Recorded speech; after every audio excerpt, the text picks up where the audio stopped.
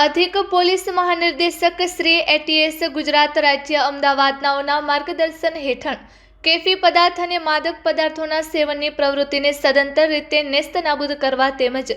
કેફી અને માદક પદાર્થોના સેવન હેરફેર વેપારની પ્રવૃત્તિને સદંતર રીતે ડામવા અસરકારક અને પરિણામલક્ષી કામગીરી કરવા જણાવેલ હોય, જે અન્વયે શ્રી ચિરાગ કોરડિયા સાહેબ, પોલીસ મહાનિરીક્ષક શ્રી સરહદી રેન્જ ભુજ તથા શ્રી વિકાસ સુંડા સાહેબ,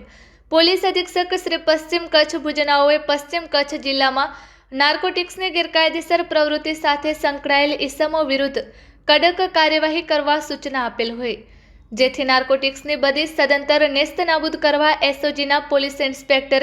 શ્રી કે.એમ. ગઢવીનાઓએ તાબાના કર્મચારીઓને સૂચના આપેલ હોય, જે અન્વયે એસઓજી સ્ટાફના કર્મચારીઓ અધિકારીઓ પ્રયત્નશીલ હતા.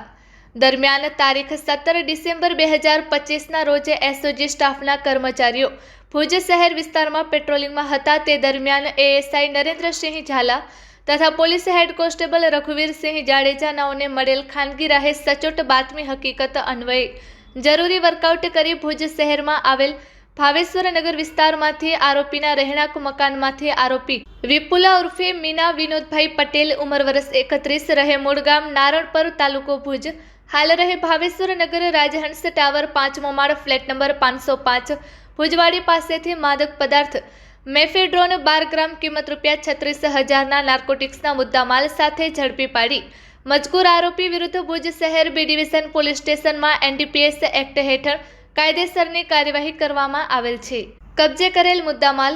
મેફેડ્રોન ડ્રગ્સનો જથ્થો 12 ગ્રામ, કિંમત ₹36,000, મોબાઈલ નંગ 1, કિંમત ₹5,000, રોકડા ₹99,700, એમ કુલ કિંમત ₹1,40,700નો મુદ્દામાલ કબજે કરવામાં આવેલ છે. આ સફળ કામગીરી એસઓજી પશ્ચિમ કચ્છ ભુજના police inspector Shri K M. Gadhvi તથા police sub inspector Shri M L. Vaghela તથા એસઓજી પોલીસ કર્મચારીઓ એએસઆઈ નરેન્દ્રસિંહ ઝાલા, રજાકભાઈ સોતા તેમજ police head constable Raghuvirsinh Jadeja, Bhaveshbhai Chaudhary તથા police head constable Dineshbhai Chaudhary તેમજ મહિલા એએસઆઈ શીતલબેન નાઈ, જસોદાબેન ધ્રાંગી, ભુજ શહેર પોલીસ સી ટીમ તથા drive police head constable Mahipatsinh સોલંકીનાઓ જોડાયેલ હતા.